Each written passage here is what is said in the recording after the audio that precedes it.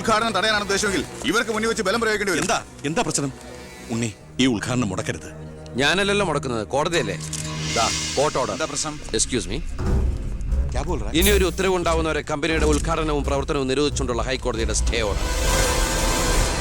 മന്ത്രിക്ക് മേൽ പരുന്തും പറക്കില്ലെന്ന് സാർ കരുതിയെങ്കിൽ തെറ്റി. ലെജിസ്ലേറ്റീവിനേക്കാൾ പവർ ജുഡീഷ്യറിക്കാ. എക്സിക്യൂട്ടീവ് മജിസ്ട്രേറ്റിന്റെ അധികാരമുള്ള ഈ ജില്ലാ കളക്ടർ ഇടയ്ക്ക് ഇതൊക്കെ ഒന്ന് പറഞ്ഞ് മനസ്സിലാക്കി കൊടുക്കണം. പിന്നെ കുറച്ചു പേർക്ക് തൊഴിൽ കൊടുക്കുന്ന ഏത് സംരംഭങ്ങൾക്കും ഞങ്ങൾ എതിരല്ല. പക്ഷെ അതിവിടുത്തെ മണ്ണും ജലവും എന്തിനെ ശ്വസിക്കുന്ന വായു പോലും മലിനപ്പെടുത്തിക്കൊണ്ട് ഒരു ബഹുരാഷ്ട്ര കുത്തയ്ക്കും തീരെ എഴുതി കൊടുക്കാൻ ഞങ്ങൾ അനുവദിക്കില്ല. കുടിവെള്ളം ജനങ്ങളുടെ അവകാശമാണ്, അത് പെപ്കോ കോളയുടെ ഔദാര്യമല്ല.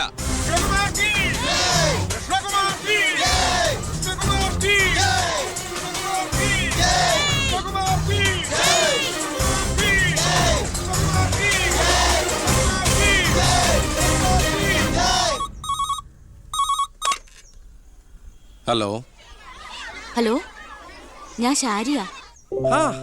എന്തൊക്കെയുണ്ട്? എങ്ങനെയുണ്ട്? ഇപ്പൊ എവിടെയുണ്ട്? സ്കൂളിൽ നിന്നാ. എന്തെങ്കിലും പ്രശ്നം? ഒരു ചെറിയ പ്രശ്നമുണ്ട്. ഒരു കാര്യം പറയാനായിട്ട് എങ്ങനെ പറയണ്ടേന്നറിയില്ല. ഒന്ന് നേരിട്ട് കാണാൻ പറ്റുമോ? നേരിട്ട് കാണാൻ പറ്റുമെന്നോ? എപ്പ കണ്ടെന്ന് ചോദിച്ചാ പോരെ? 4 മണിക്ക് സ്കൂൾ വരെ ഒന്ന്. ഓ, ഞാനും കാണാൻ കാത്തിരിക്കല്ലേ.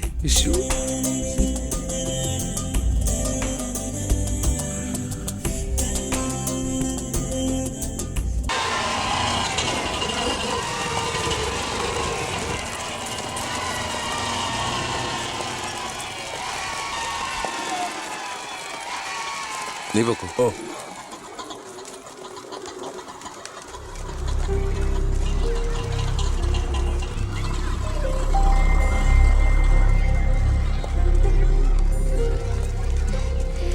ഞാൻ ഇങ്ങോട്ട് വിളിച്ചത് ബുദ്ധിമുട്ടായോ? ശാരി എന്നെ ഏത് പാതാളത്തിലേക്ക് വിളിച്ചാലും എനിക്ക് വരാൻ ഒരു ബുദ്ധിമുട്ടില്ല. അല്ല, ഇതിനൊക്കെ ബുദ്ധിമുട്ടില്ലേ പിന്നെ എന്തിനാ ബുദ്ധിമുട്ട്? എന്താ പറയാനൊരു ബുദ്ധിമുട്ട്? അത് എങ്ങനെ തുടങ്ങണ്ടേന്ന് എനിക്ക് എങ്ങനെ വേണമെങ്കിലും തുടങ്ങിക്കോളൂ. അല്ല, ഒരാള് മറ്റൊരാളെ സ്നേഹിക്കാന്ന് പറയണത് തെറ്റാന്ന് എനിക്ക് തോന്നിയിട്ടില്ല. അതിപ്പോ തെറ്റാന്ന് ആരാ പറഞ്ഞെന്ന്? അപ്പൊ തെറ്റല്ലല്ലോ. ഈ ഇഷ്ടം, പ്രേമം എന്നൊക്കെ പറയണത് പവിത്രമാണ്, പരിപാവനമാണ്. അതിന് പ്രായവും പരിമിതികളൊന്നും ഒരു പ്രശ്നമല്ല. സ്നേഹമാണ് അഖിലസാരമൂഴിയിൽ എന്ന് കുമാരനാശൻ പറഞ്ഞിട്ടില്ലേ? മനസ്സുകൾ തമ്മിലുള്ള ഐക്യം, പൊരുത്തം, പിന്നെ പരസ്പരം മനസ്സിലാക്കാനുള്ള പക്വത, അത് മതി പരിശുദ്ധമായ പ്രണയത്തിന്. എനിക്കും അത്രയൊക്കെ തോന്നിയിട്ടുള്ളൂ. പക്ഷേ പാവപ്പെട്ടവരും പണക്കാരും തമ്മിലുള്ള അന്തരം എന്നൊക്കെ പറഞ്ഞ എന്താ അന്തരം? പോവാൻ പറയണം. ഇങ്ങനെ ഒരു ബന്ധത്തിന് എതിർപ്പുകൾ ഉണ്ടാവും, സ്വാഭാവികം, നമുക്കത് മനസ്സിലാവും. പക്ഷെ ആ എതിർപ്പുകളുടെ കോട്ടമതിലുകൾ തച്ചുടച്ചൊന്നാകണം. എപ്പോഴായാലും ചേരേണ്ടവർ തമ്മിലേ ചേരും. ചേർക്കണം, എന്നാലേ മറ്റുള്ളവരുടെ പ്രാർത്ഥന ഉണ്ടാവും. പിന്നെ നമ്മൾ കല്യാണമൊക്കെ കഴിച്ച് 3-4 കുട്ടികളാവുമ്പോ ഈ എതിർപ്പുകളൊക്കെ കാറ്റിൽ പറത്തിവിട്ട പട്ടം കണക്കെ പറന്ന് അങ്ങോട്ട് പൊക്കോളും. നമ്മുടെ കല്യാണോ? ഞാൻ ഉദ്ദേശിച്ചത് അതല്ല. പിന്നെന്താ ഉദ്ദേശിച്ചത്? പ്രസാദ്,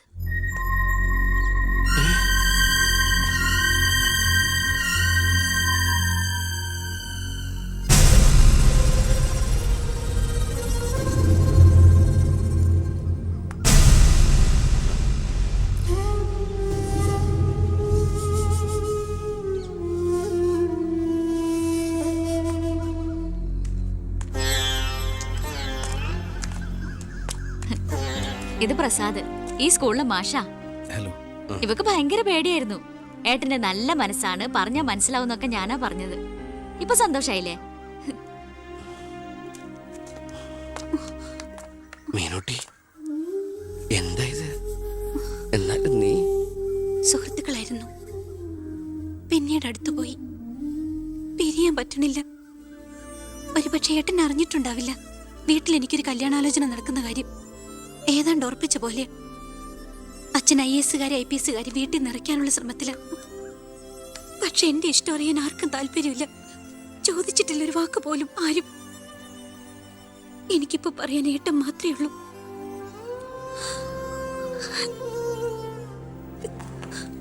തെറ്റായിട്ട് പറയുകയല്ല. മന്ത്രിയുടെ മകൾ, കോടീശ്വരി, നല്ല വിദ്യാഭ്യാസം, സുന്ദരി, ആർക്കും മോഹം ഉണ്ടാവും. ഞാൻ അറിഞ്ഞിരുന്നില്ല മന്ത്രിയുടെ മകളാണെന്നൊന്നും. ഒരുപക്ഷെ എൻ്റെ ക്യാരക്ടർ അറിയാവുന്നതുകൊണ്ടാവാം മീനു അത് മാത്രം എന്നിൽ നിന്ന് മറച്ചു വെച്ചത്. എൻ്റെ ആഗ്രഹങ്ങൾക്ക് ഞാൻ എന്നൊരു പരിധി വെച്ചിരുന്നു. വീട്ടിൽ ആരൊക്കെയുണ്ട്? അച്ഛൻ, അമ്മ, പെങ്ങമാർ അവരുടെയൊക്കെ ഏക പ്രതീക്ഷയും അത്താണിയും ഞാൻ തന്നെയാണ്.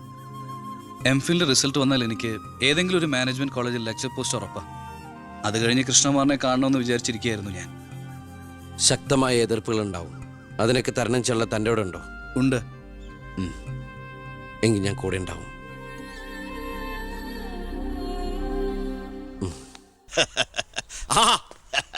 ദേ വരുന്ന എന്റെ ഒരേ ഒരു സൽപുത്രൻ. നാട് ഭരിക്കുന്ന മന്ത്രിയൊക്കെ നാട് ഭരിച്ചാലല്ലേ തിരക്കറിയാൻ പറ്റും. അല്ല, ഞാൻ മോനെയാണ് ഉദ്ദേശിച്ചത്. നേരെ അടുക്കളയോട്ട് പോവാന്നോ? ഇവിടെ നടക്കുന്ന ചടങ്ങ് എന്താണെന്ന് മനസ്സിലായോ? മീനൂട്ടിയുടെ കല്യാണം ഉറപ്പിക്കുക. ഓ, അത് ശരി. ഞാനും വിചാരിച്ചു എന്താണ് ഇവിടെ ASP ആയിട്ട് ഒരു ബിസിനസ് എന്ന്. എന്നിട്ട് കച്ചവടം ഉറപ്പിച്ചോ? ഇപ്പൊ ഉറപ്പിക്കും. Hello, I am Harindran from Singapore. ഏയ്, ഒരു ആ, മിനിറ്റ്. ഇനി ഹരിദ്ര സാർ ഇരിക്കുക. അല്ല, ചുമ്മാ കയറി നിൽക്കണ്ടല്ലോ. ഈ കല്യാണം നടക്കില്ല. അവൾക്ക് വേറെ ചെറുപ്പക്കാരൻ ഇഷ്ടാ. പയ്യൻ കോട്ടപ്ര സ്കൂളിലെ മാഷ, പേര് പ്രസാദ്. അവൾക്ക് ഈ കല്യാണത്തിന് ഇഷ്ടമല്ലാത്ത നിലയ്ക്ക് ഇതിന് പിന്തിരിയല്ലേ ബുദ്ധി. അതല്ലേ നല്ലത്. പെണ്ണിന്റെ ഫ്ലാഷ് ബാക്ക് എനിക്കൊരു പ്രശ്നമല്ല. അല്ല, ഇതിലിടപെടാൻ താനാരാ? ഞാൻ അവളുടെ ഒരു ആങ്ങള. എനിക്ക് പെണ്ണിന്റെ അച്ഛനുമായിട്ടാണ് ഡീല്. ഇവിടുത്തെ മന്ത്രിക്ക് ഒരു IPS കാരനെ ആവശ്യം. എനിക്കൊരു മന്ത്രി, ഒരു ഗീവ് ആൻഡ് ടേക്ക് പോളിസി. ഓ, അത് ശരി. അങ്ങനെ ഒരു ബന്ധമാണ് അച്ഛനും നിങ്ങളും ആഗ്രഹിക്കുന്നെങ്കിൽ നിങ്ങൾക്ക് തമ്മിലാണ് കല്യാണം കഴിച്ചൂടെ? ഒരു ഗിവ് ആൻഡ് ടേക്ക്. അയ്യോ, ഞാനില്ല, എന്നെ ഒഴിവാക്കിയേക്ക്. നിങ്ങൾ തമ്മിലാവുമ്പോ നല്ല ചർച്ചയായിരിക്കും. മേഡ് ഫോർ ഈച്ച് അതറാ. അവൻ ചിരിച്ചോണ്ടാ ഇടപഴകുന്നേ. കുഴപ്പമില്ലെന്ന് തോന്നുന്നു. ചിരിച്ചോണ്ട് പൊളിച്ച തെറി പറയാനും എടുക്കണ മകനെ. വാ മോളെ. നമ്മൾ എന്തായാലും ഈ കല്യാണം നടത്താൻ പോണില്ല. പിന്നെ എന്തിനാ വേഷം കിട്ടില്ല? മോളാത്തേക്ക് അച്ഛന്റെ വെറും നേരം പൊക്കളല്ലേ ഇതൊക്കെ. ചുമ്മാ അമ്മേ. ആ, അപ്പൊ ഇറങ്ങല്ലേ. അവിടെ ASP മോൻ പോവാൻ ധൃതി കാണിക്കണു. ചെല്ല്. നീ ഞങ്ങളെ അവമാനിക്കാൻ മനഃപൂർവ്വം കച്ചകെട്ടി ഇറങ്ങിയിരിക്കണോ? അങ്ങനെയാണെങ്കിൽ അങ്ങനെ. അച്ഛനെന്താ IAS IPS ഒക്കെ കാണുമ്പോ ഇത്ര ആക്രാന്തം? വിദ്യാഭ്യാസ മന്ത്രി ആയതുകൊണ്ടാണോ, വിദ്യാഭ്യാസം കുറവായതുകൊണ്ടാണോ? അല്ല, പറഞ്ഞു കൊടുക്ക സാറേ, ഇംഗ്ലീഷ് അക്ഷരങ്ങൾ എന്താ അത്ര ഭ്രമമെന്ന്. ഇയാള് ദേ, ഒരു IPS കാരനെ പിടിച്ച് ലീവ് എടുപ്പിച്ചിട്ട് ഫൈനാൻസിങ് കമ്പനി തുടങ്ങിയിരിക്കുക. അത് പിന്നെ അഴിമതിയിലൂടെ കിട്ടിയ കള്ളപ്പണം സൂക്ഷിക്കാൻ മറ്റൊരു മാർഗം വേണ്ടേ എന്ന് ചിലര് പറയുമെന്ന്. ഇപ്പതാ കളക്ടറെ കൊണ്ട് ലീവ് എടുപ്പിക്കാൻ പോവാ 5 സ്റ്റാർ ഹോട്ടൽ തുടങ്ങാൻ. ഇതുമൂലം രാജ്യത്തിന് നഷ്ടപ്പെടുന്നത് ഒരു IAS കാരന്റെ IPS കാരന്റെയും സേവനം. അയ്യോ, അതോർത്ത് സാറ് സങ്കടപ്പെടരുത്. ഇവരുടെ സേവനം നഷ്ടമാകുന്നതുകൊണ്ട് രാജ്യത്തിന് ഗുണമേ ഉള്ളൂ, ദോഷമില്ല. അത് മോൻ സാർ മനസ്സിലാക്കണം. അച്ഛന് വെട്ടിപ്പിടിക്കാനും ഷോ കാണിക്കാനും എന്തിനാ സ്വന്തം കുട്ടികളുടെ ഇഷ്ടങ്ങൾ കുരുതി കൊടുക്കുന്നത്? അച്ഛനോട് ഞാൻ പറഞ്ഞല്ലേ മീനുട്ടിയുടെ ഇഷ്ടത്തെ കുറിച്ച്. ഇനിയെങ്കിലും അച്ഛൻ അവൾ ആഗ്രഹിച്ച കല്യാണം നടത്തി കൊടുക്കുക.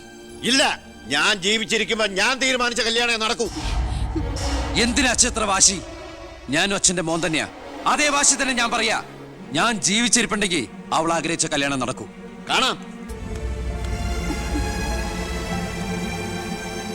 ഇതൊന്നും ഞാനത്ര വലിയ കാര്യമാക്കുന്നില്ല സർ. എന്റെ തീരുമാനങ്ങൾക്ക് മാറ്റമില്ല. പക്ഷെ പ്രശ്നം അതല്ല. പെണ്ണിന്റെ സ്നേഹബന്ധത്തിന് സ്ട്രോങ് ആയി സപ്പോർട്ട് ചെയ്യുന്ന ഒരാള് കുടുംബത്തിൽ തന്നെ ഉള്ളപ്പോ അവനെ വീട്ടിൽ നിന്ന് അടിച്ച് പുറത്താക്കി പടിയടച്ച് പിണ്ണം വെച്ചാൽ പത്രക്കാർ വേറെ കഥകൾ ഉണ്ടാക്കും. ഇത് കൊല്ലാനും വയ്യ വളർത്താനും വയ്യ എന്ന് പറഞ്ഞ അവസ്ഥയിലപ്പോ അച്ഛൻ ടെൻഷൻ അടിച്ച് വെറുതെ BP കൂട്ടല്ലേ. സർ, എനിക്കൊരു കോൺഫിഡൻസ് ഉണ്ട്. ഞാൻ ഇറങ്ങുന്നു. സർ, ഒരു മിനിറ്റ്. ഇനി എന്താ ചെയ്യേണ്ടതെന്ന് ഞാൻ പറയാൻ സാറിന് അറിയാലോ. അച്ഛാ, അച്ഛൻ്റെ മൊബൈൽ ഒന്ന് തന്നേ.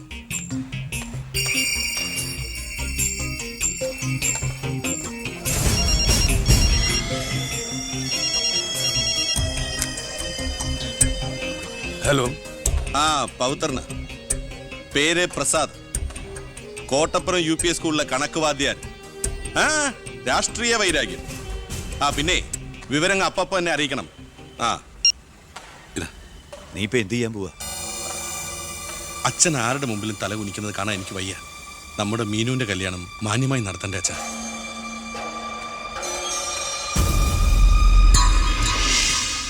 ഇപ്പൊ പോയിക്കോ. നമുക്ക് വൈകുന്നേരം അമ്പലത്തിൽ വെച്ച് കാണാം. അമ്പലത്തിൽ വരുമ്പോ പറയും ലൈബ്രറിയിൽ വെച്ച് കാണാന്ന്.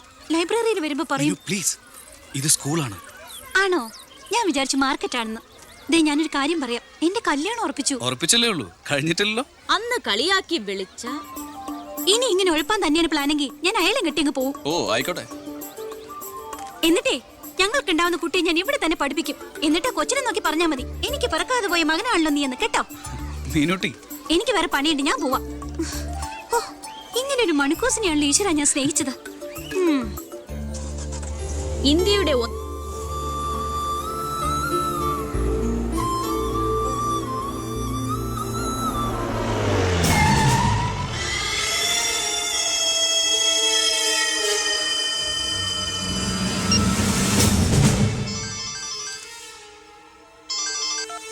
ഹലോ ആ ഉണ്ട് കൊടുക്കാം. പവിത്ര എന്തോ? നിനക്കാ. ഹലോ, പവിത്ര സാറല്ലേ? ഞങ്ങൾ സ്കൂളിലെത്തി. ആ ഇനി ഈ നമ്പറിലേക്ക് വിളിക്കണ്ട. ആ ശരി ശരി, ഓക്കെ. +9 = 25. ഇനി എല്ലാവരും ഇത് എഴുതിയെടുത്തോളൂ.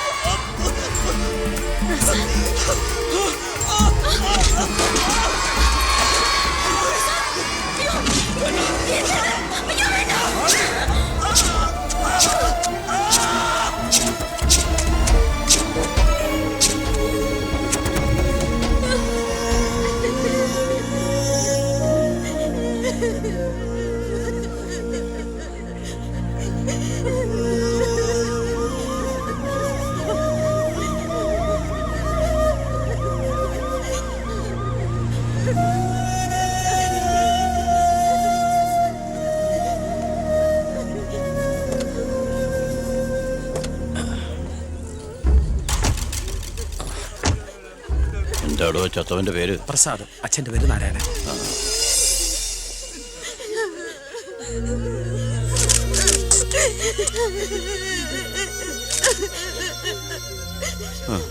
പ്രസാദിന്റെ അച്ഛൻ ഞാനാണ് കേട്ടാ. പ്രസാദ് എപ്പോഴും പറയുമായിരുന്നു അച്ഛനെ കുറിച്ച്. വിഷമിക്കരുത്.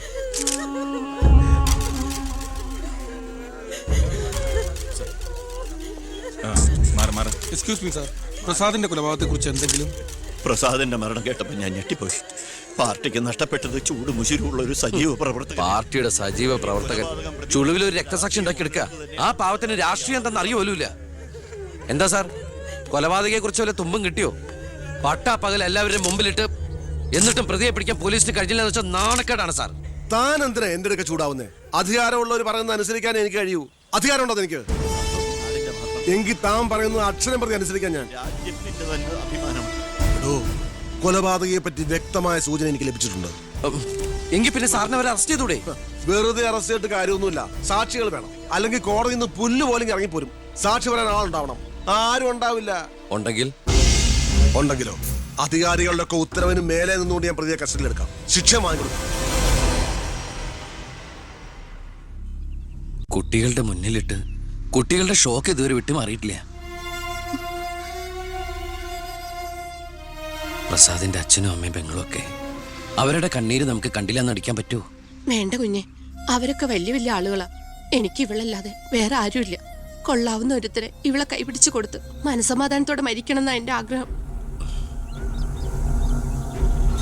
ശരി, പ്രസാദിന്റെ കൊലപാതകത്തിൽ നിന്ന് നമുക്കങ്ങനെ ഒഴിഞ്ഞു മാറാൻ പറ്റൂ?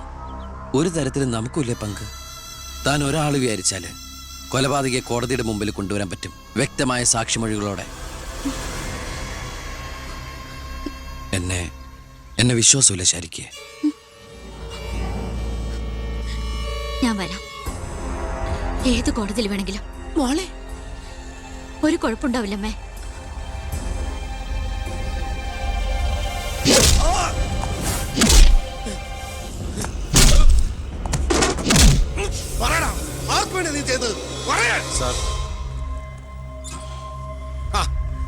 ഇവനാണ് മുഖ്യപ്രതി, വെട്ടൂർ ശിവൻ.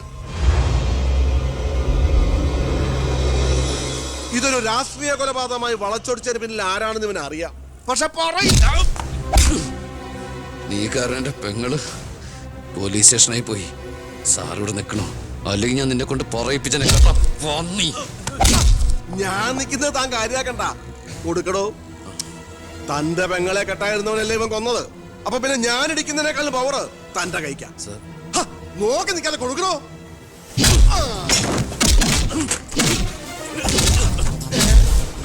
തിരിച്ചടിക്കാൻ എന്റെ അച്ചു വീടോ? ഇടിച്ചു തന്നെയോ? ഇടിക്കടോ.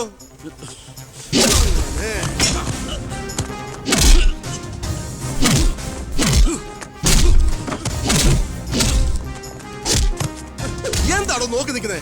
ആ ട്യൂ മാറ്റിയിടാൻ പറഞ്ഞത് എത്ര ദിവസമായി? പോയി മാറ്റിട്ടോ.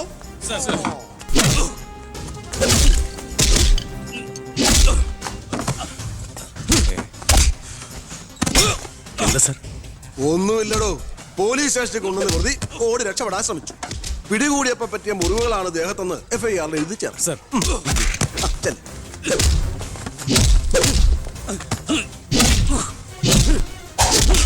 പറയടാ, ആര് പറഞ്ഞിട്ടാണ് നീ ചെയ്തത്? പറയാൻ ആരാടാ നിന്റെയൊക്കെ പിന്നിൽ? മതി മതി, ഒരു ചാൻസ് കിട്ടിയെന്ന് വെച്ച് ഓവറാക്കരുത്. അവൻ ചത്തുപോകും. പിന്നെ ലോകം മർദ്ദനം, CAക്ക് സസ്പെൻഷൻ. വെറുതെ എന്തിനാ എന്റെ കഞ്ഞിയില്? തൽക്കാലം ഇവനൊന്ന് റെസ്റ്റ് എടുക്കട്ടെ. എനിക്ക് അവന്റെ മേലെ കുറച്ച് പണിയുണ്ട്. എന്നിട്ട് ഞാൻ അവനെ കൂടെ സത്യം പറയിപ്പിച്ചോളാം. താൻ ചെല്ലേ.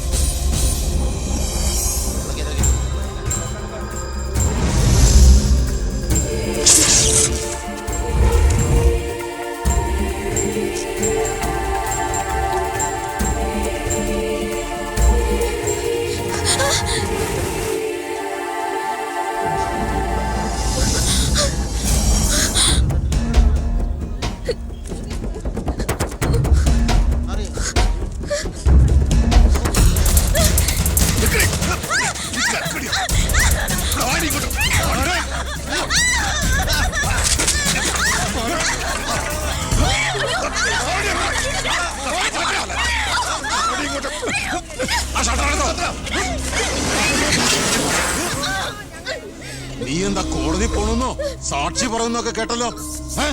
ശരിയാണോടി? നീ കണ്ടതല്ലേ കൺമുമ്പിൽ ഒരു പാവത്തിനെ കൊത്തി നുറുക്കിയത്? നിനക്ക് ജീവിക്കണമെന്ന് ആഗ്രഹമില്ലേ? നിന്നെ പോലെ ഉള്ളവരാടി ഞങ്ങളെയൊക്കെ വീണ്ടും വീണ്ടും വഴിതെറ്റിക്കുന്ന. പേടിച്ചു പോയോ? ഞാൻ അങ്ങനെയാ, പെട്ടെന്ന് വയലന്റ് ആയി പോകും. മോള് കോടതി പോണം. ഒന്നും കണ്ടിട്ടില്ല, ആരാണെന്ന് അറിയില്ല. അങ്ങനെ സാക്ഷി പറഞ്ഞാ മതി.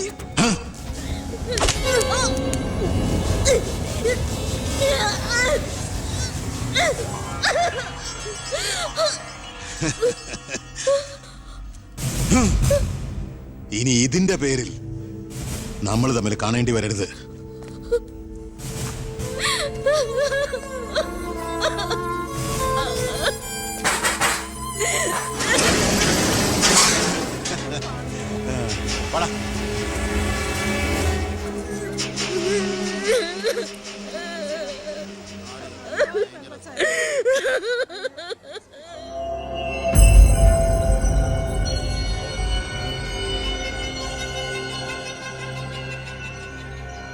രണ്ടുപേരോട് 1000 വട്ടം ഞാൻ പറഞ്ഞതല്ലേ, കല്യാണ പ്രായ പെണ്ണ.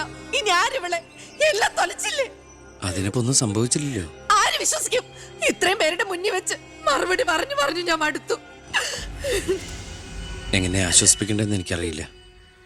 ഈ സമയത്ത് പറയുന്നത് ശരിയാണോന്നും അറിയില്ല. ഒരു സഹതാപത്തിന്റെ പുറത്ത് ചോദിക്കുന്നതല്ല. എനിക്കിഷ്ടമാണ് അവളെ. ഞാൻ നോക്കിക്കോളാം, പൊന്നുപോലെ. രാഷ്ട്രീയ കുടുംബമല്ലേ, അവസരത്തിനൊത്ത് പലതും പറയും. നാളെ അത് മാറ്റിയും പറയും. തിരിച്ചറിവില്ലാത്ത പ്രായത്തിൽ നീ കൊടുത്ത കത്ത് മേടിച്ചു എന്ന് പറഞ്ഞ് ആട്ടി പുറത്താക്കിയതല്ലേ ഞങ്ങളെ. ഇപ്പതാ സാക്ഷി പറയാൻ കൊണ്ടുപോയി അവളുടെ ജീവിതവും നശിപ്പിച്ചു. ഇനി എന്ത് വിശ്വസിച്ചാ അവളെ നിന്റെ കൂടെ അയക്കേണ്ടത്? കൊല്ലൂല്ലെന്ന് എന്താ ഉറപ്പ്? മന്ത്രിയുടെ മോൻ എന്ന പദവിയല്ലാതെ ഇവളെ കൊണ്ടുപോയി പോറ്റാൻ നിനക്ക് വല്ല ജോലി ഉണ്ടോടാ?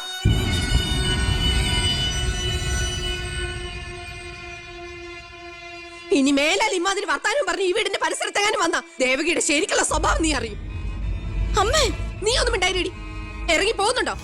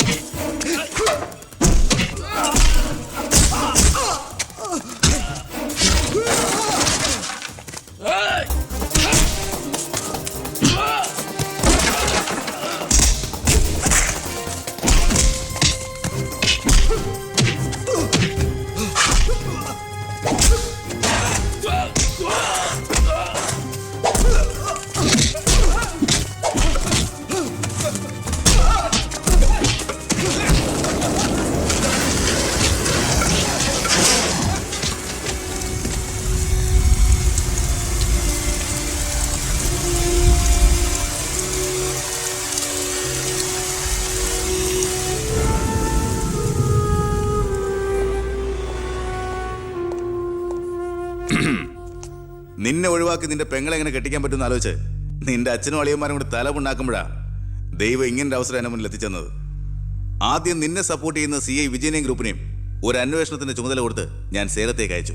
ഇനി ഇവിടെ വെച്ച് നിനക്ക് രണ്ട് തന്നാലും കൊന്നാലും ചോദിക്കാൻ ആരുമില്ല. പക്ഷെ എന്ത് ചെയ്യാൻ പറ്റും? നീ എന്റെ അളിയനാകാൻ പോലെ. ഒരേ ഒരു അളിയൻ. ഒരു പ്രതിയെ പിടിച്ചാൽ 24 മണിക്കൂറിനകം കോടതിയിൽ ഹാജരാക്കണമെന്ന നിയമം. പക്ഷെ നിന്റെ കാര്യത്തിൽ ഞാൻ പറയുന്ന റൂൾസ്. എന്തായാലും എന്റെ കല്യാണം കഴിയുന്നവരെ അളിയനെ ഈ മുക്കയും ക്യാമ്പിൽ തന്നെ കിടന്നു എന്റെ ഈ കല്യാണക്കുറിയും വായിച്ചോണ്ട്. എന്നാ പിന്നെ കല്യാണത്തിന് ശേഷം തറവാട്ടി നമുക്ക് കാണാം. വരട്ടടാ അളിയ.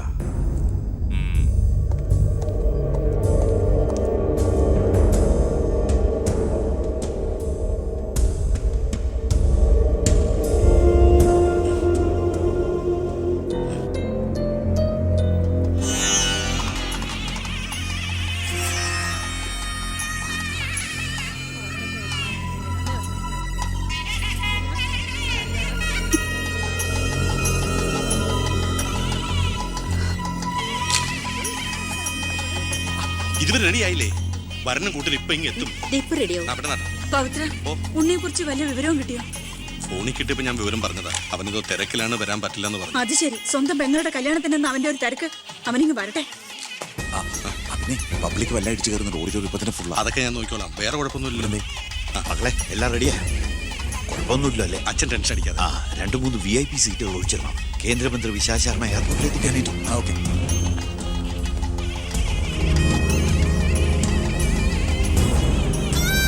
മോളെ,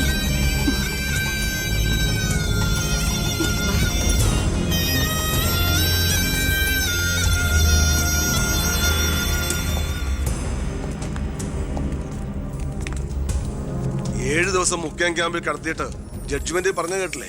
ഇന്നലെ ഉച്ചയ്ക്ക് കസ്റ്റഡിയിലെടുത്താണെന്ന്. എന്തായാലും FIR ശിക്ഷ ഇളവ് കിട്ടാനുള്ള ചാർജേ ഉള്ളൂ. നിന്നെ ഒഴിവാക്കി നിന്റെ പെങ്ങളുടെ കല്യാണം നടത്താനുള്ള തന്ത്രമായിരുന്നു അതിന് പിന്നിൽ. അത് വെറും കല്യാണമായിരുന്നില്ല. കേന്ദ്രം ഭരിക്കുന്നവരടക്കം കേരളത്തിലെ സകല മന്ത്രിമാരുണ്ടായിരുന്നു. ആരുണ്ടായാലും എന്താ, ഒരേ ഒരു മകനെ ജയിലിൽ അടച്ചിട്ടല്ലേ.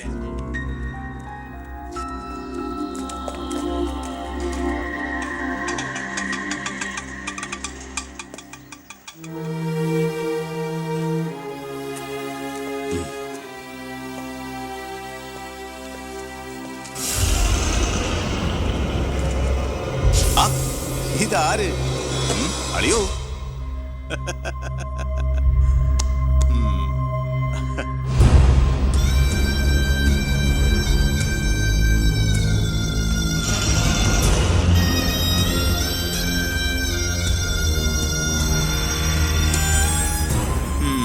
ഒരു ദൂരയാത്ര കഴിഞ്ഞ് വരുന്ന ലക്ഷണമുണ്ടല്ലോ.